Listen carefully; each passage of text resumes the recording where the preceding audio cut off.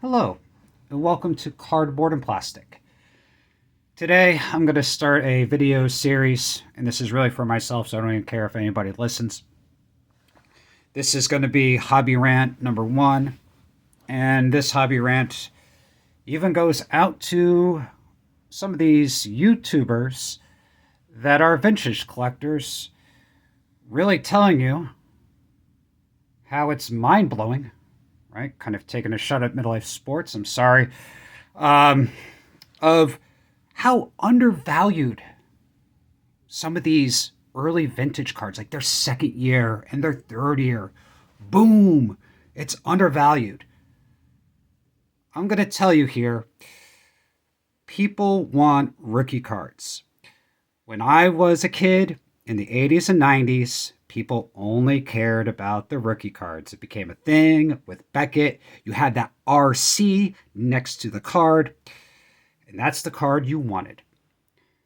I mean, iconic cards, right? And in the back, I have an iconic card, right? So,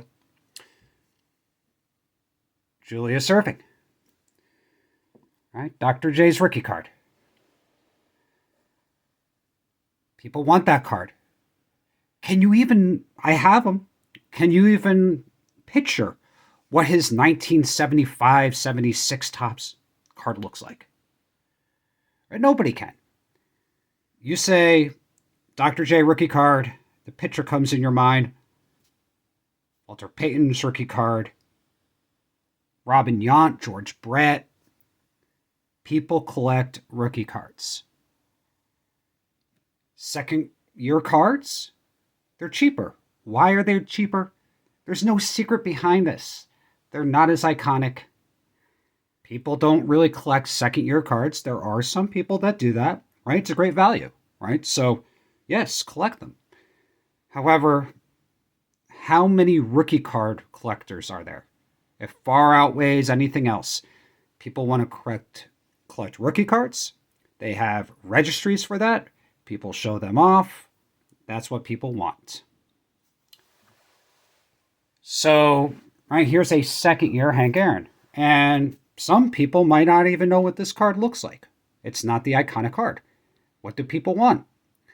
People want his 1954 rookie card. I really can't afford it. It's over $2,000, $3,000 for not a nice looking copy a lot of times.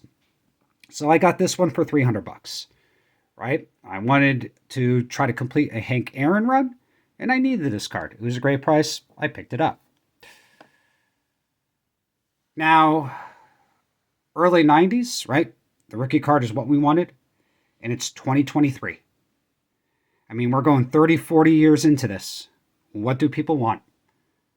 They want their rookie card.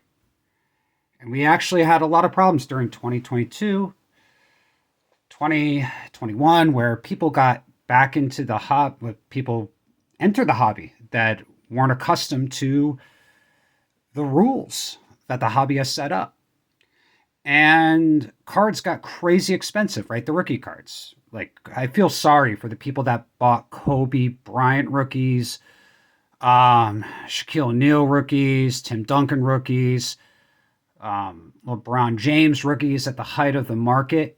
I mean, those things plummeted like 90%. Like, people that bought a LeBron James PSA 10 Topps Chrome rookie, I mean, they probably took out loans for that card and had to declare bankruptcy. I mean, it got really bad. But once those cards got overpriced, then the people that don't have any knowledge about the hobby started to try to make up their own rules. They said, oh, people like second year cards. I'm going to get second year Lucas, second year LeBron.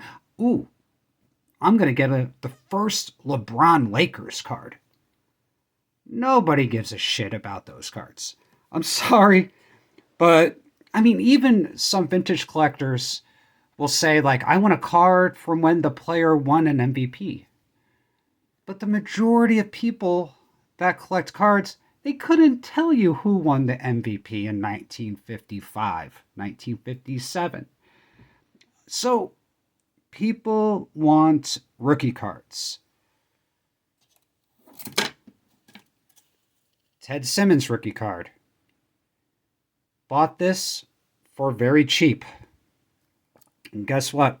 $25, I think, for the card. $15 for grading. I paid $40 for this card, graded it myself, and I kept it. It's worth $200 probably. People want that card. Robin Yount. I bought a lot of these raw, and I graded, and I made money off of every single one. Not only do I have one, I have twins. Look at that. So, and this is one thing I'll talk about in other videos. What am I going to keep, right? So I graded this myself too. I bought this for like 30, 40 bucks. Got a PSA 7. I could probably sell this for $120 now. So I had a decision to make, right? I either sell this or sell both of these. And I just thought it'd be cool to have both of these. I kind of look the same with the centering and both the same grade. So pretty cool to keep both of those. This Dr. J. Oh, cards are fake. I bought that raw. I graded that. This is something in the hobby that I'll even talk about in my rants and other videos. What are my thoughts about grading? And they're even getting kind of twisted. So I know John Mangini did a thing about Frankenstein collections. I have a Frankenstein collection. I got cards in different slabs. I got them in top loaders, card savers. My collection is a complete Frankenstein, and I'm not afraid to admit that. Now, some of this rookie card business, I mean, it's a little bit out of control, right? So these are very common cards. I just bought this. I just sold 2 PSA 9s for about 60 bucks each that I bought for $5 to $10, and I graded for $10 to $15. And I take that money and then I buy more of these. So I keep on doing this. All right. This card is perfect. I mean, this is going to be a PSA 9 or a CGC 9.5. I mean, I keep on finding these. These are like pack fresh cards. They're still out there, people. I mean, we don't really need to grade all these things, right? Just Wade Boggs rookies. Right. Here's a Fleer one. I've graded tons of these junk wax era, and I buy them for like $3-4 a piece, and then I grade them for $10 a piece, sell them for $30-40 a piece, and just keep on putting the money back into my collection. Built a nice collection doing it that way. And right here is an exception to the rule, right? Why do people want this card? It's iconic. It's actually probably even more valuable than his 1970 rookie card. This card and a very few other cards have gained a lot of respect through the hobby of just very desirable cards, right? Great image. I mean, this is an amazing card. But here's an example of a card that people are trying to pump right now. Like, ooh, I love Warren Spahn. Warren Spahn was one of the best pitchers ever. His card should be worth a fortune. You could try to pump these things all you want. And I even have a Warren Spahn 1948 Bowman rookie. I mean, I paid like $180 for it for SGC 2.5. It's probably worth $220 now. Nobody really even wants the 1948 Bowman. They're kind of ugly. But this card, right? Oh, has the perfect centering, the 4.5. Don't buy the card. Don't buy the grade. Buy the card. This was cheap. I got this for like $30, right? So that's why I bought it. And I even grade a lot of this stuff myself, and I graded this. It probably shouldn't have done it. I bought this card for super cheap, sent it to SGC for 15 because I thought I even had a chance of grading higher than a 7. But, I mean, people don't collect vintage football. Vintage football is cheap, right? Except for the rookie cards, right? So I'm doing this as a PC, but even now I'm like, should I have graded this? No idea. So I'm going to make more of these little rant videos. I'm just kind of sick of some of these influencers talking about the hobby that are kind of like new back into the hobby. And I'm kind of new back into the hobby, but I kind of just understand the rules, right? I'm not trying to change anybody's mind, right? I mean, people collect rookie cards, people collect rare inserts. Those things are definitely worth a lot of money now.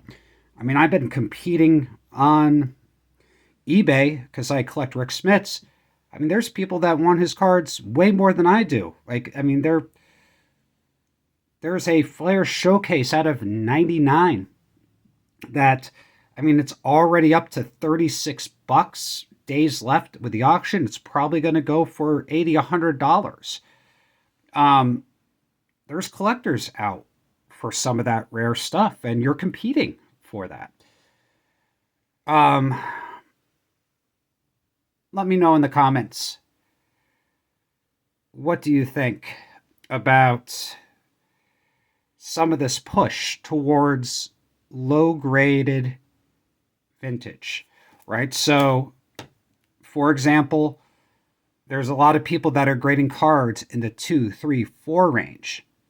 Do those cards need to be graded, right? Or should those cards just stay in top loaders, right? So, I mean, there's lots of examples, right? So I buy a lot of raw cards. And for instance here, I'll give you an example. I bought this card for about 10 bucks, right? It's not in great shape, right? Rounded corners. I had to flip this guy back. Did I alter? I don't know. I just flipped down the corner. No creases on it though, right? It's a nice centered, nice card. People will give me $15 for this card, right? Do I need to pay SGC to tell me that this card, for $15, it's between a 3 and a 4? Or can I just get a nice top loader, throw it in there, and just enjoy the card and buy more of them? Grading is for two things, in my opinion. Talk more about that. Number one, if you have a card that's a collector's grade, right? Something like this, it's worth grading, right? It brings the value of the card over $100. And plus, when people buy it, you don't get the stupid questions online like, does it have a crease? Because they want to grade the card, right? So, collector's grades, right? The Ted Simmons, right? That card got a 7, right? Worth grading. Or authenticity, right? By the way, I bought this raw. I think I bought every card here raw except the Hank Aaron and the Warren Spahn, because the Warren Spahn I got for 30 bucks. And so that was a great deal. And the Hank Aaron, I got that for like 300 bucks. It was a great deal. This one I bought for $400 and I got it slabbed. I knew it wasn't a fake card. By the way, it has writing on it, right?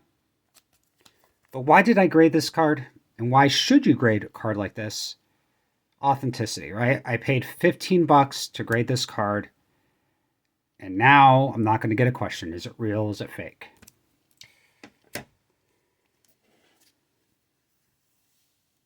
So let me know in the comments. I'm sorry if I upset anybody. I really don't care. Have a great day. Keep on collecting.